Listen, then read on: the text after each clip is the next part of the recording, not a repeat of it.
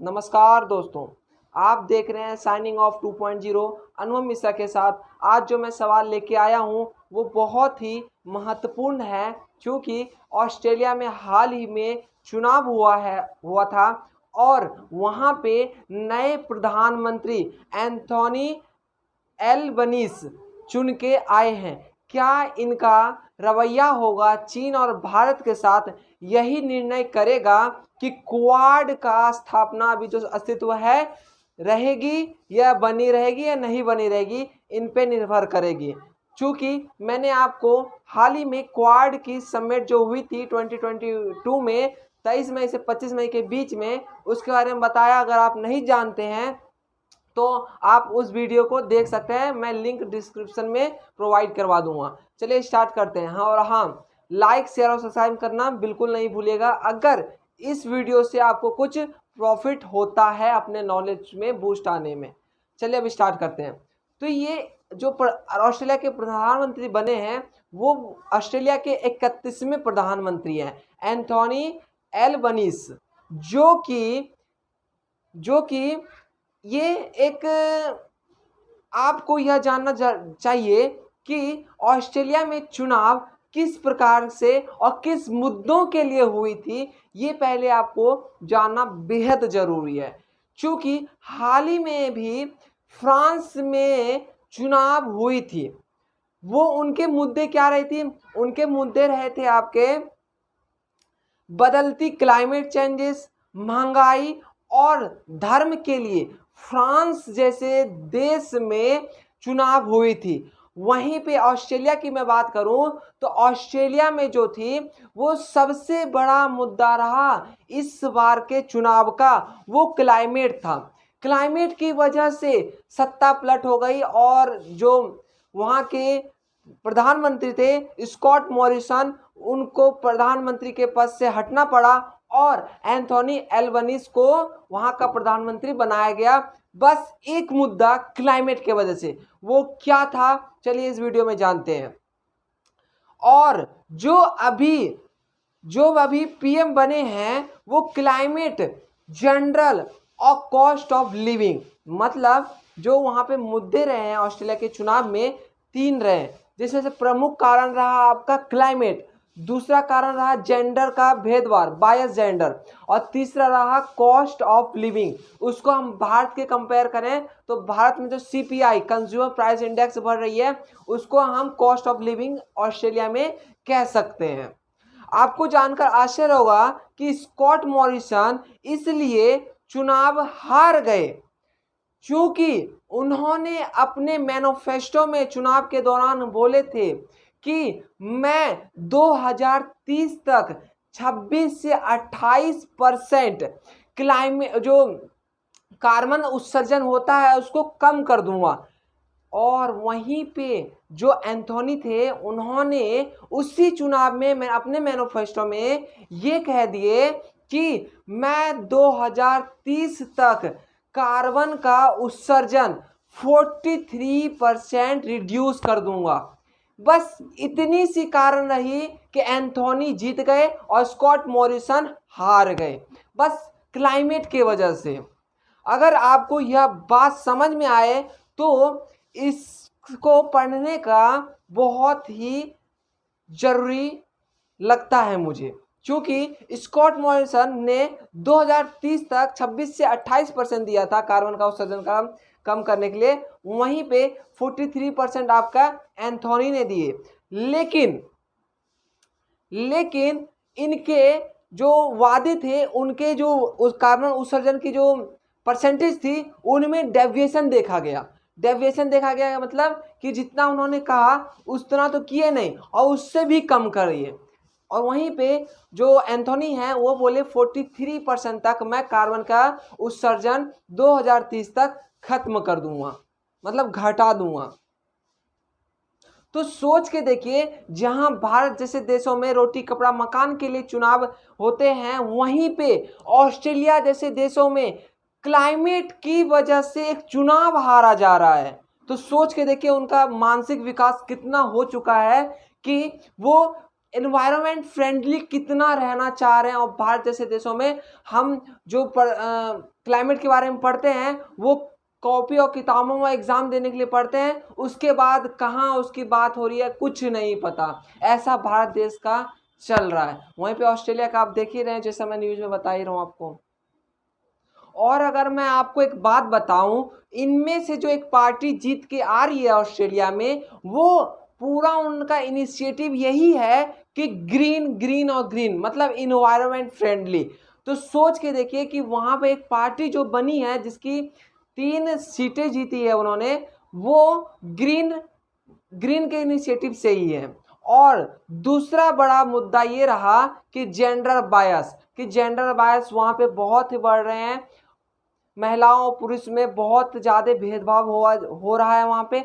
और वहीं पे तीसरा वजह रहा कॉस्ट ऑफ लिविंग। मतलब जैसे हम भारत में CPI पढ़ते हैं, कंज्यूमर प्राइस इंडेक्स, जो कि हाल ही में जो कि RBI द्वारा बनाया जाता है अपने कानून में, नियम में, कि +4 ± 2 होता है किसी भी CPI का बढ़ने और घटने का। कि अगर कंज्यूमर प्राइस इंडेक्स बढ़ता है तो मैक्सिमम 6 तक जाएगा, घटता है तो मिनिमम 2% तक आएगा। लेकिन वहीं पे 7.9 के करीब चले गया है CPI। उसी प्रकार कॉस्ट ऑफ लिविंग वहाँ का जो ऑस्ट्रेलिया का है वो बहुत ही बुरा हाल हो चुका है। और ऑस्ट्रेलिया के वर्तमान समय में वो अपना उत्तम स्तर पर मतलब मैक्सिमम लेवल ऑफ जो है वो पार कर चुका है। तो कॉस्ट ऑफ जो लिविंग थी वो उच्चतम लेवल पे चल रही है। वहीं पे मैं बात करूं, ब्लूमबर्ग की रिपोर्ट के अनुसार वहाँ के जो 90% लोग हैं वो 20% लोग के से कम है। मतलब 20% लोग के पास 20% के पास जो है टॉप 20% के पास 90 टाइम ज़्यादा वेल्थ है, वहीं पे 20% के पास कुछ भी नहीं है। जैसे कि भारत में ये हर जगह होता है कि कुछ लोगों के पास बहुत ज़्यादा वेल्थ होता है और मैक्सिमम लोगों के पास कुछ नहीं होता है। अब बात करते हैं एंथोनी भारत के साथ कैसे रवैया रखते हैं। असल में स्कॉट मॉरिसन जो थे वह अपनी कार्यकाल के दौरान चीन का विरोधी रहे। क्यों रहे वो मैं समझाता हूं।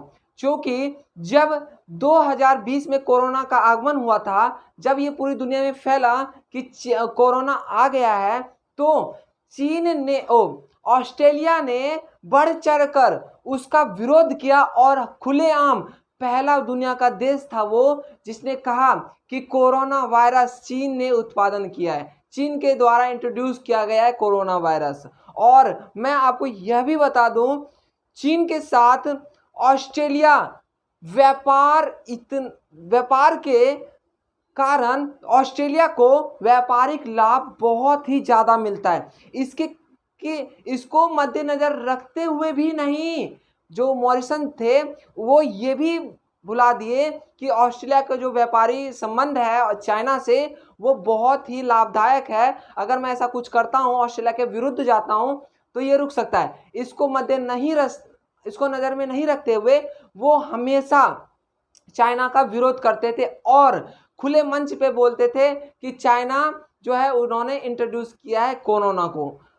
और इवन वो पहले देश थे जिन्होंने आरोप यही लगाया था कि कोरोना का आगमन चीन से हुआ। मतलब कि एक बात यह समझने की कि चाइना जो है, चाइना से जो ऑस्ट्रेलिया व्यापार करके प्रॉफिट होता है उसको दरकिनार करते हुए चीन ने व्यापार करना बंद कर दिया। चीन से व्यापार करना ऑस्ट्रेलिया बंद कर दिया, यह कहकर कि कोरोना तुमने ही फैलाया है। इसको कोई टेंशन नहीं हुआ मॉरिसन को कि आगे आने वाले समय में अब क्या होगा व्यापार का, उनसे वो नहीं डरे और चीन का खुले आम स्तर पर क्या के विरोध किए। वहीं पे मैं बात करता हूं कि यही थे स्कॉट मॉरिसन जो कि चीन का घोर विरोधी था। अब मैं वहीं पे बात करूं किसका, एंथोनी का, जो कि अभी नए प्रधानमंत्री बने हैं जब ऑस्ट्रेलिया के। अगर एक लाइन में बताऊं तो जो एंथोनी है वो पीएम बनते ही, वो जैसे ही पीएम बने, चाइना के द्वारा उनको वो भेजा गया, बधाई भेजा गया कि आप बन चुके हैं, हमारी तरफ से आपको बहुत बहुत बधाई। ऐसा इसलिए क्योंकि असल में महंगाई जो हो रही थी उसका बहुत बड़ा कारण जो था व्यापार का अवरुद्ध हो जाना था। इसीलिए चाइना जो ऑस्ट्रेलिया है वो भी चाहती है कि कहीं ना कहीं कि अगर मैं चाइना अगर हमारे कुछ शर्तों को मानता है, वो हमसे सैंक्शन हटाता है, तो मैं उनसे व्यापार करने के लिए तैयार हूँ। तो ये जो प्रधानमंत्री बने हैं एंथोनी, ये चाइना के प्रति बहुत ही नरम रवैया रखते हैं। तो इससे आशा लगाया जा रहा है कि चीन से जो व्यापार है, जो कि ऑस्ट्रेलिया का जो स्टील है और कोयला है, इससे बहुत ही ज़्यादा एक्सपोर्ट करता है ऑस्ट्रेलिया चाइना को, तो ये व्यापार फिर से स्टार्ट हो जाएगा। और ये आशा लगाया जा रहा है कि अगर ऐसा कुछ होता है तो अब बड़ा सवाल यहाँ पे उठता है कि अगर चीन के साथ व्यापार स्टार्ट हो गया तो क्या जो क्वाड जो ऑर्गेनाइजेशन बनी है ऑस्ट्रेलिया, जापान, इंडिया और यूएसए को मिला करके, क्या ये संकट में पड़ जाएगी? तो चलिए अब देखते हैं। वंस अपॉन अ टाइम इन्हीं के जैसे एक प्रधानमंत्री थे जो कि 2007 में चीन से न पंगा लेने के कारण क्वाड से अपने आप को अलग कर लिए थे, जिनका नाम था केविन रूड, जो कि ये डरते थे, डरने के जैसे लगते थे कि चीन से ये ज़्यादा ही डरते हैं, उनसे वो पंगा नहीं लेना चाहते थे, इसलिए क्वाड से अपने आप को दूर कर लिए थे। ये तो हुआ जो आपके थे मॉरिशस, इनके बारे में। तो अब बात करते हैं कि लेकिन एंथोनी ने भी अपने पक्ष को साफ रूप से कहा कि ठीक है, पहले के सरकारों ने जो किया सो किया, लेकिन अब सरकार वही करेगी जो देश के हित में होगी। वर्तमान में अगर देश क्वाड के साथ अपना संबंध रखना चाहती है तो मैं भी रखूंगा, और अगर वर्तमान में देश अपने आप को उजागर करना चाहती है, चाहे चीन के साथ हो चाहे क्वाड के साथ हो, तो वही करेगी। अगर चीन के साथ करना है तो चीन के लिए उन्होंने कुछ शर्तें रखी है, अगर वो मान लेते हैं तो जैसे कि वो उनका कहना है कि अगर चीन उनके ऊपर से सैंक्शन हटा देते हैं तो वो उनके साथ व्यापार करने की सोचेंगे। वहीं पे यानी कि देश जैसा चाहता है वही हम करेंगे, देश के लिए जो अच्छा होगा वही करेंगे, जो बुरा होगा वो नहीं करेंगे। यानी कि वर्तमान में अगर देश क्वाड का समर्थन करता है तो हम भी करेंगे, चाइना का विरुद्ध करता है तो हम भी विरुद्ध करेंगे, लेकिन अगर चाइना हमसे हमारे शर्तों को मानता है तो हम उनके साथ रवैया अच्छा रखेंगे और फिर से व्यापार करना शुरू कर देंगे। वहीं पे अगर मैं बात करूं भारत के साथ इनका कैसा रवैया है, तो ये भारत जो थे एंथोनी जो एल्वेसन से, ये भारत 1991 में पहली बार एक टूरिस्ट के रूप में नहीं होता जो बैग लटका के आते हैं घूमने के लिए, उसी के रूप में आए थे। उसके बाद 2018 में पार्लियामेंट डेलीगेशन लेकर आए थे। भारत के लिए ये सकारात्मक रवैया रखते हैं और दिखाते भी हैं। यही कारण है भारत देश के पीएम और विदेश मंत्री जैसे ये प्रधानमंत्री बने उनको बधाई दी। और अगर एक बात यहाँ पे बताऊँ इसके बारे में, एंथोनी एल्वेसिस के बारे में, तो जो ये चुनाव जीते वहाँ पे बहुत बड़ा कारण ये भी रहा कि उन्होंने अपना जो चुनाव प्रचार किए वो हिंदू के लिए किए। जैसे वो नहीं होता है ऊपर से गमछा टाइप जो होता है यहाँ पे, वहाँ पे ओम लिखवा लेते हैं। जैसे अपने में नहीं होता बीजेपी का जो छोटा सा गमछा होता है उसमें बीजेपी भाजपा लिखा रहता है, उसी प्रकार से जो वो पहन के गए थे ना वहाँ पे ओम लिखा था। मतलब भारतीय लोग जितने भी ऑस्ट्रेलिया में रहते हैं उनका अपने प्रति ध्यान खींचने के लिए वो हिंदुत्व का प्रचार किए। और उन्होंने ये भी वहाँ पे बताया कि मेरा रिश्ता प्रधानमंत्री मोदी के साथ कैसा है, बहुत ही अच्छा है, सकारात्मक है, आगे बढ़ने लायक है। तो ये भी कारण रहा उनका वहाँ जीतने का कि वहाँ के जो भारतीय लोग के मूल के जो हिंदुत्व हैं वो उनको ही वोट दिए। तो यही पूरा रहा कि ऑस्ट्रेलिया के जो नए प्रधानमंत्री बने हैं मॉरिसन हट गए हैं और एंथोनी आ चुके हैं। और एंथोनी जो है वो अपने विजन के लिए क्लियर है कि देश जैसा चाहेगा, देश के लिए जो सही रहेगा मैं वही करने के लिए तैयार हूँ, चाहे वो चीन से विरोध करने का हो, चाहे वो क्वाड से मिलने का हो, चाहे वो चीन से व्यापार करने का हो या न करने का हो।